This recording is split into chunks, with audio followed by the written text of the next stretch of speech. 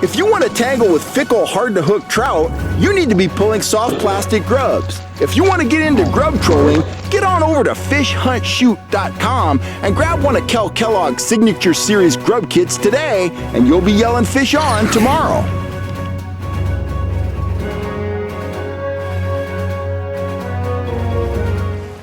You see, he's getting close. Oh yeah, what a beauty. Look at that. Holy man. Oh, he came off. Oh.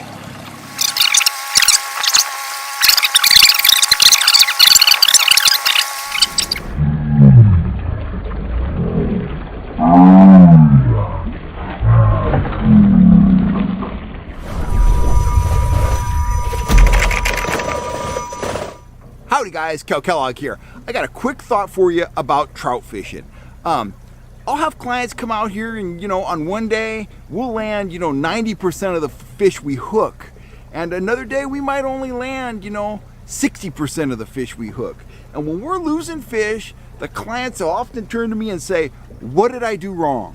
Well, the short answer is, usually, you didn't do anything wrong. Now, you can horse the fish, you could give them slack, you could do some obvious stuff that's wrong. But if you're keeping the rod tip elevated, you've got the drag set correctly, and you're working the reel, what I typically think when we're losing a lot of fish is it has more to do with the fish than it does with the angler or the tackle.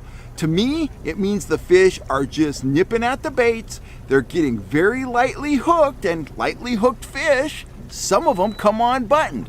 And you see this, you see it, when you're losing fish, but you also see it when you're netting fish, and almost every fish that you land comes off the hook in the net. A day when you never have to use the pliers to extract a hook is a day when the fish are biting the lures lightly, and you're likely to lose a good number of fish. Doesn't mean you're doing anything wrong. What can you do to combat it? You can downsize, you can slow down. Bottom line is, if the fish aren't, blitzing the bait and they're not taking it hard, if they're coming in tentative and they're just nipping at it and they're just getting hooked in the skin around the outside of their mouth, they're going to be difficult to land. You're not doing anything wrong. It's all about the temperament of the fish. And to me, and I always tell this to Wes, landing fish is like a batting average. If you land 10 in a row today, you're only going to land 4 out of 10 tomorrow, and your average is going to settle in there, and you're going to land X percentage of the fish you hook over your fishing career.